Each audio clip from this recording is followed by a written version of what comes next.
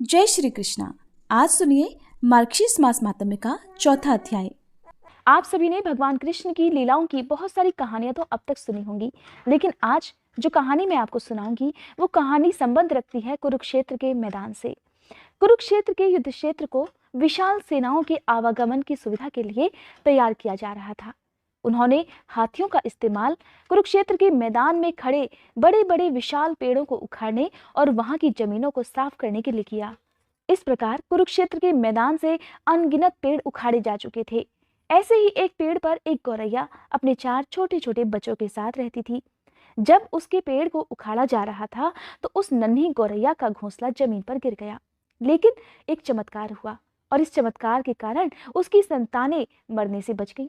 नन्हे नन्हे चिड़िया के छोटे छोटे बच्चे मरने से बच गए, लेकिन वो बच्चे अभी बहुत छोटे थे, इस कारण वो उड़ भी नहीं पाते थे।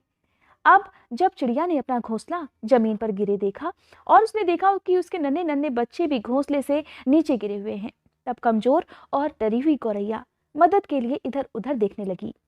जब वो मदद के लिए इधर उधर कातर नजरों से देख रही थी, तभी अचानक उसे भगवान कृष्ण अपने सखा अर्जुन के साथ वहां आते दिखाई दिए। वे युद्ध की मैदान की जांच करने और युद्ध प्रारंभ करने से पहले अपने जीतने की रणनीति तैयार करने के उद्देश्य से वहां गए हुए थे। अब जब गौरैया ने कृष्ण भगवान को देखा तो उसने अपने नन्हे नन्हे छोटे छोटे पंख फड़फड़ाने शुरू कर दिए और किसी प्रकार वो भगवान कृष्ण के पास पहुंच गई।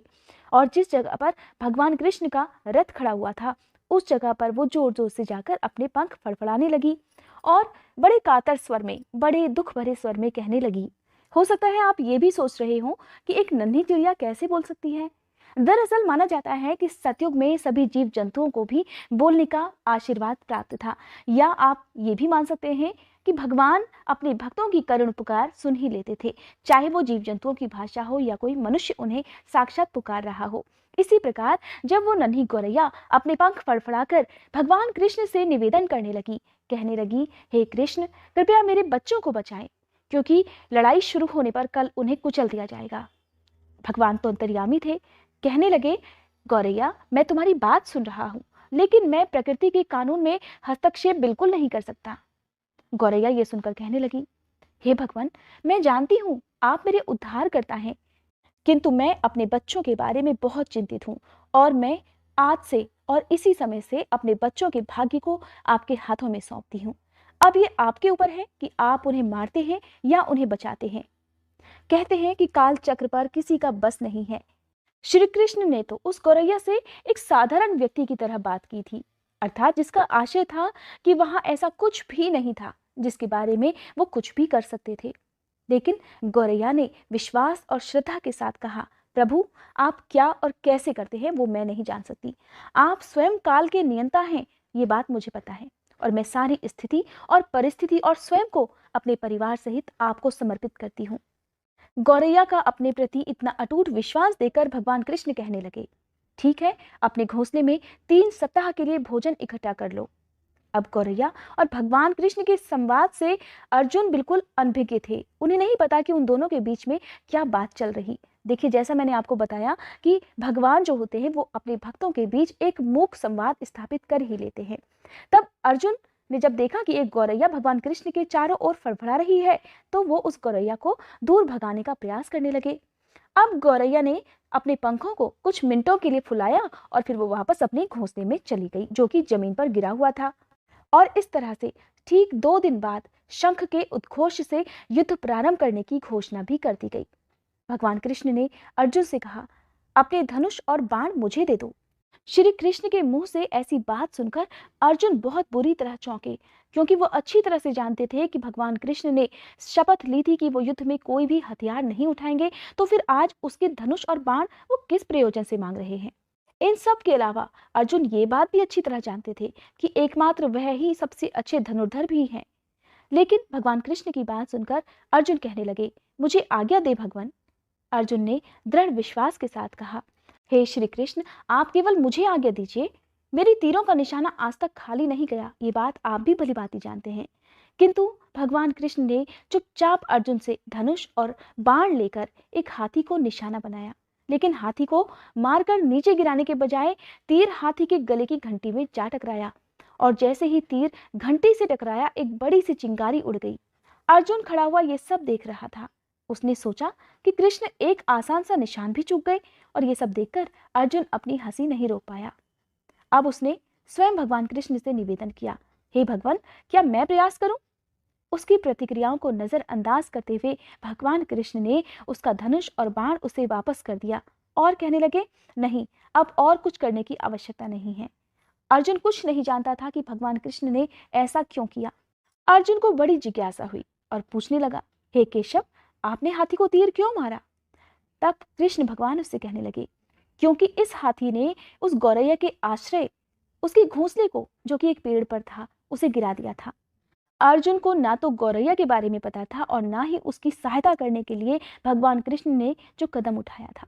हैरान होकर अर्जुन फिर से पूछने लगे, हे केशव, कौन सी गौरैया? और इसके अलावा हाथी को जिसे अभी अभी आपने मारने का प्रयास किया, वो तो स्वस्थ और जीवित है, केवल उसकी घंटी ही उसके गले से टूटकर गिरी है। अब श्री कृष्ण ने अर्जुन के सभी सवालों को नजरअंदाज करते हुए उसे शंखनाद करने का आदेश दे दिया। अब नियत समय पर युद्ध प्रारंभ हो गया। अगले 18 दिनों में कई जाने गई। अंत में पांडवों की जीत हुई। एक बार फिर कृष्ण अर्जुन को अपने साथ लेकर बहुत दूर क्षेत्र में भ्रमण करने के लिए ले गए। कई शव अभी भी वहां हैं जो उनके अंतिम संस्कार का इंतजार कर रहे हैं। जंग का मैदान गंभीर अंगों और सिर, बेजान सीढ़ियों और हाथियों से अटा पड़ा था। युद्ध स्थल का हाल देखा नहीं जा रहा था। तभी चलते चलते श्री कृष्ण एक जगह पर आकर रुक गए और एक घंटी जो कि हाथी पर बांधी जाती थी, उसे देखकर वो कुछ पल के लिए सोचने लगे। अर्जुन ने जब देखा कि कृष्ण यहाँ पर क्यों रुके हैं, तभी कृष्ण उनसे कहने लगे, हे अर्जुन, क्या तुम इस घंटी को उठाकर इसे एक तरफ रख दोगे?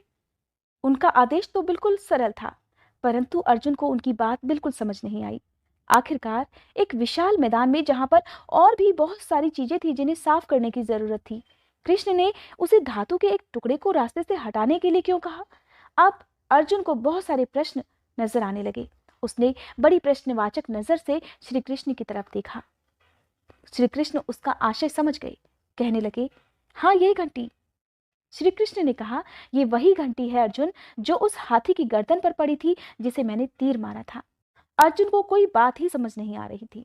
फिर बिना किसी सवाल के जब वह भारी घंटी उठाने के लिए नीचे झुके और जैसे ही उन्होंने इस घंटी को उठाया, उनकी दुनिया तो मानो हमेशा के लिए ही बदल गई।